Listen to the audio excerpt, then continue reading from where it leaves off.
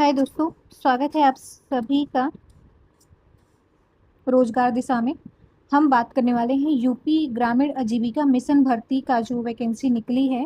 ठीक है, 2026 में जो 75 जिलों में, और कम से कम इसमें 3800 नहीं है, कम से कम 3000 प्लस, यानी कि 3400 सीटें हैं इसमें। ठीक है, 3400 प्लस सीटें हैं इसमें, 3300 आप 3000 प्लस सीटें मान सकते हैं इसमें। और इसको शॉर्ट में हम कह सकते हैं UPSRLM ग्रामीण आजीविका मिशन भर्ती।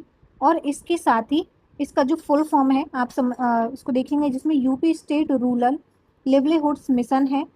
और इसमें जो वेतन है आपका 35,000 से 50,000 तक होता है। साथ ही जो वेतन है वो 60,000 तक भी जा सकता है। जो बड़े पद हैं उनके लिए जो वैकेंसी है इस प्रकार से निर्धारित की गई है। ठीक है, इस पे देखिए दो प्रकार की वैकेंसी निकली है। एक तो जिला स्तर पे जिसको कहते हैं DMMU, डिस्ट्रिक्ट मिशन मैनेजर पे। ठीक है, दूसरा है आपका है ब्लॉक स्तर पद पे। कहाँ पे? ब्लॉक स्तर पद पे, यानी कि BMMU ब्लॉक मिशन मैनेजर पद पे। और इसमें ब्लॉक लेवल की जो भर्ती है, ठीक है, ब्लॉक लेवल की भी भर्ती है, और जिला जो लेवल है उसके हिसाब से भी आपकी वैकेंसी बहुत सारी निकली हुई है। देखिए इसमें आपका जो है डिस्ट्रिक्ट में, जो मैं आपको DMMU का बता रही हूँ, यानी कि जो आपका डिस्ट्रिक्ट लेवल का है, इसमें जो भर्तियाँ निकली हैं इसमें आपका देखिए डिस्ट्रिक्ट मिशन मैनेजर का निकला हुआ है, जिसमें आपको जो जिसने MA MSc और MBA कर रखा है वो इसके लिए क्या कर सकता है, अप्लाई कर सकता है। दूसरा आपका है डिस्ट्रिक्ट मिशन मैनेजर। क्या है? डिस्ट्रिक्ट मिशन मैनेजर, वो जिसने MBA कर रखा है, MA कर रखा है, MSc कर रखा है और MCOM कर रखा है, वो इसके लिए अप्लाई कर सकता है। इसके साथ ही आपका है इसमें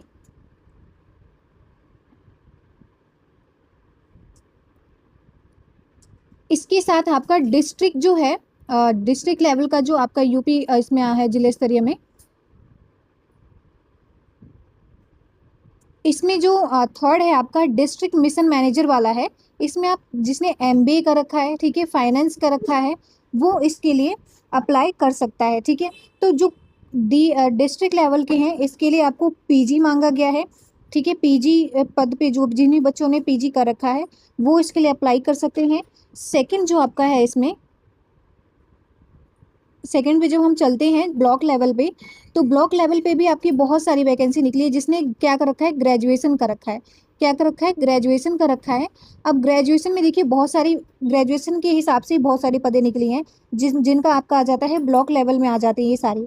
जिसमें आपका स्टेट मिशन मैनेजर है, ठीक है, डिस्ट्रिक्ट मिशन मैनेजर है, ब्लॉक मिशन मैनेजर है जिसमें 386 पोस्ट है, अकाउंटेंट का पोस्ट है, टेक्निकल एक्सपर्ट का पोस्ट है, ठीक है, डेटा एंट्री ऑपरेटर का पोस्ट है, और अकाउंटेंट असिस्टेंट का पोस्ट इसमें आता है। ठीक है, अब देखिए ब्लॉक मिशन में कौन कौन सी आपकी जो पद है वो है। ब्लॉक मिशन में मैनेजर का है, ठीक है, IBCB और SISD का, जिसमें कम से कम 104 पद हैं। और अगर आपने किसी भी उसमें आपने क्या कर रखा है, ग्रेजुएशन कर रखा है किसी भी विषय में, तो आप इसके लिए अप्लाई कर सकते हैं।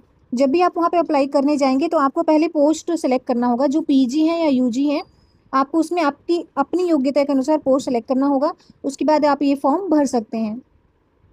साथ ही आपका इसमें जो ब्लॉक सेकंड आपका है कि ब्लॉक मिशन मैनेजर, जिसमें आपकी 381 पोस्ट है, जिसमें BA है, आपने इकोनॉमिक्स कर रखा है BA से, ठीक है, BSc है, BBA है, इसके लिए आप क्या कर सकते हैं, अप्लाई कर सकते हैं। थर्ड है आपका ब्लॉक मिशन मैनेजर का, जिसमें आप कम से कम 456 पोस्ट है। इसमें भी आपका BCom मांग रहा है, BA इकोनॉमिक्स से मांग रहा है, ठीक है, और BBA मांग रहा है।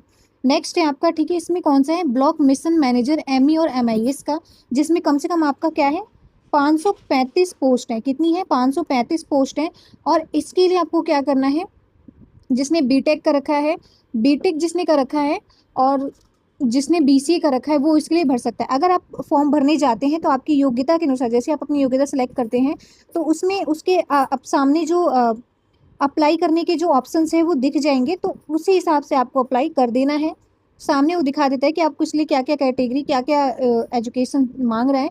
ठीक है, साथ ही अगर आपको ग्रेजुएशन प्लस अगर एक डेटा एंट्री का भी है, अकाउंटेंट जो असिस्टेंट का है, अकाउंटेंट जो असिस्टेंट का है, जो अकाउंटेंट का है, इसमें कम से कम 826 है। जिसमें BCom और जिसने BBA कर रखा है, BCom और BBA मांग रहा है, अकाउंटेंट में BCom और BBA मांग रहा है, तो इसके लिए आप क्या कर सकते हैं, अप्लाई कर सकते हैं। लास्ट है आपका डेटा एंट्री का। डेटा एंट्री में आपका जो आता है, डेटा एंट्री में आपकी कम से कम 228 पोस्ट है, और 228 पोस्ट में ग्रेजुएशन प्लस ट्रिपल सी का अगर आपके पास सर्टिफिकेट है तो आप उसमें अप्लाई कर सकते हैं। ठीक है, accountant assistant, data entry operator, ये सारी की सारी आपकी क्या है, ये सारी की सारी आपकी क्या है अब पोस्ट है जिसके लिए आप अप्लाई करेंगे। ठीक है, पीजी प्लस यूजी जो बच्चे हैं वो इसके लिए अप्लाई कर सकते हैं।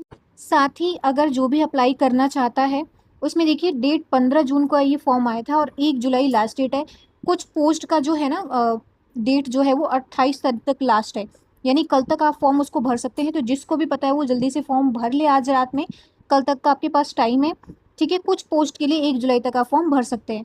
ऑल यूपी मेल फीमेल का कम से कम 18 से 50 आपकी एज होनी चाहिए। और इसमें जो जनरल का है, आपका ईडब्ल्यूएस का है, या एससी या ओबीसी का है, इन सब का आपका क्या है विथ एज रिलैक्सेशन है। सबको एज रिलैक्सेशन मिली हुई है अपनी कैटेगरी के हिसाब से। ठीक है, और उसके बाद हम चलेंगे आगे, जिसे इसमें कम से कम आपको कोई चार्ज नहीं लगेगा फॉर्म का, आप फॉर्म भर सकते हैं। सिलेबस में आप देख सकते हैं सीबीटी मोड पे आपका एग्जाम होगा। एग्जाम जो होगा आपको सीबीटी मोड पे होगा, एग्जाम इसमें है। और कौन कौन से सिलेबस है आपके, करंट अफेयर्स आता है, उत्तर प्रदेश जीके आता है, रूरल जो डेवलपमेंट है उस पर क्या क्या काम किए गए हैं कौन कौन से सन में, वो आ जाएगा। ठीक है, गवर्नमेंट स्कीम्स आ जाएंगी, रीजनिंग आ जाता है इसमें। नेक्स्ट आपका आ जाता है क्वांटिटेटिव एप्टीट्यूड आ जाता है, कंप्यूटर आ जाता है, डिजिटल गवर्नेंस आ जाता है। नेक्स्ट आपका है डॉक्यूमेंट पे हम चलेंगे। डॉक्यूमेंट्स में आपकी क्या क्या चीज़ें मांग रही हैं, high school marksheet, intermediate marksheet आ जाता है। ठीक है, ग्रेजुएशन की डिग्री, सीसी प्रमाण पत्र, आधार कार्ड, जाति प्रमाण पत्र, जिसका लगेगा उसको जाति प्रमाण पत्र देना होगा, ईडब्ल्यूएस का, फिर निवास प्रमाण पत्र मांग सकता है आपसे। जो अलग अगर आप जिले से अप्लाई, अलग आप राज्य से अप्लाई कर रहे हैं, ठीक है, तो वैसे निवास प्रमाण पत्र मांगता ही मांगता है अगर आप अप्लाई करते हैं तो। ठीक है, पासपोर्ट साइज फोटो और आपका सिग्नेचर इसमें चाहिए होता है। और अगर आपको इस पे अप्लाई करना है तो जो ऑफिशियल वेबसाइट होता है उसको, वो वेबसाइट अगर आपको चाहिए अप्लाई करने के लिए, तो मैं उसका जो लिंक है डिस्क्रिप्शन में दे दूंगी, आप वहां से जाके ले सकते हैं, या मैं कमेंट करके पिन कर दूंगी। ठीक है, फिलहाल के लिए इतना ही। वीडियो पसंद आया तो प्लीज़ चैनल को सब्सक्राइब, वीडियो को लाइक एंड शेयर कीजिए। कोई भी क्वायरी हो तो आप उसमें कमेंट करके पूछ सकते हैं। धन्यवाद।